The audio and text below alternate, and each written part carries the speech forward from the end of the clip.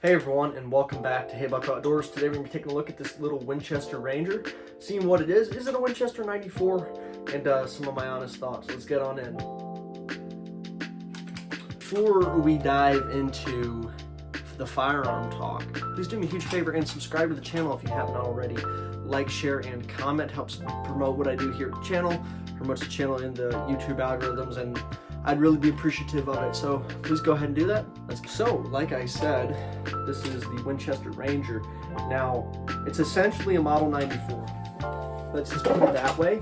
But from what I found, I don't think they make these anymore, but it's like a budget-minded 94, so it has a little bit less expensive stock, not all the great features, stuff like that. But, let's see. So, the Winchester Model Ranger, like I was saying, unloaded for all my safety freaks out there. This one is just like my basic little setup. So, I hunt in northern Missouri and I hunt in southern Missouri. Two completely different environments. Northern Missouri, 6'5" Creedmoor all the way.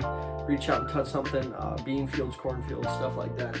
Now, where I grew up hunting in southern Missouri, we're in the Ozarks there, a lot of brush, a lot of thick, dense cover.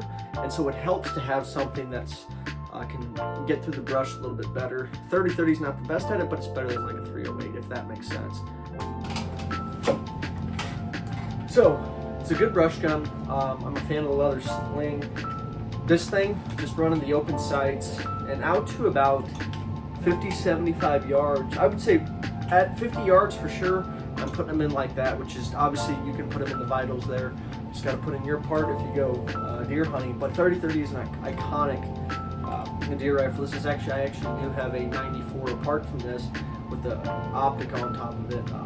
Grew up hunting with that. 30-30 is an amazing rifle. I think it's killed more deer than probably anything. So, with the Winchester Ranger, like I said, it's just a 94 with like cheaper furniture. It is not as smooth as my other 94, I will say that. It gets kind of hung up right there, so that feeding ramp, you can see that right there if the camera wants to do its job. The feeding ramp, when it loads them into the chamber and you bring that bolt forward, it has a tendency for the rim of the shell to not get on there evenly, and unless you kind of guide it sometimes, it doesn't really want to go in there, so that's just something to watch. Unfortunately, this is one of the newer models. I think this came out early, mid-2000s, or at least this rifle did. I don't know when this feature did, but you got the lawyer BS on here. So, I have two safeties, right? Again, it's empty. It's going to show you for educational purposes. So, right here, you've got the safety right before the hammer, crossbar safety. Now, if I just pull the trigger like that, not touching the lever, it will not fire. But you have this grip safety that you need to hold like so. Make sure you see red is dead, so both safeties, and then you can fire. It's a little bit like too many redundancies.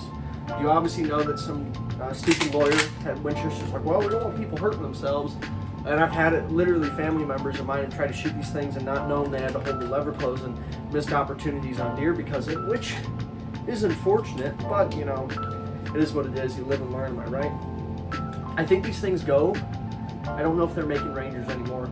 If somebody knows in the comments below, please let me know. I think if you can't afford a 94, because yes, they are expensive, like anywhere from $1,000 to like $1,500, depending on the model and whatnot you get. But I got this one for right at $700, like $685. This is last. It's 2024 now. I got it in like July of 23 for like $680. I might have gotten ripped off. I don't know. I wanted another 30-30, and they had one. But yeah. I haven't had any issues besides that loading thing. It's not nearly as smooth. Now, a lot of times with lever actions, the more you shoot them and the more you run that lever, see, and hold the lever close, the more you do it, the smoother it gets generally. That's not always the case, but sometimes it is. I've probably put, gosh, I don't know, not even 100 rounds in this thing. But it's done me pretty good. I think 30-30, especially if you live in an area with heavy brush cover, it's definitely a good way to go. It's a storied rifle. Now, I will say, I like to run 150s to this guy. Now, I guess it's Hornady who makes the lever revolution, so you actually do get the polymer tip, so it's not just the rounded soft point like this.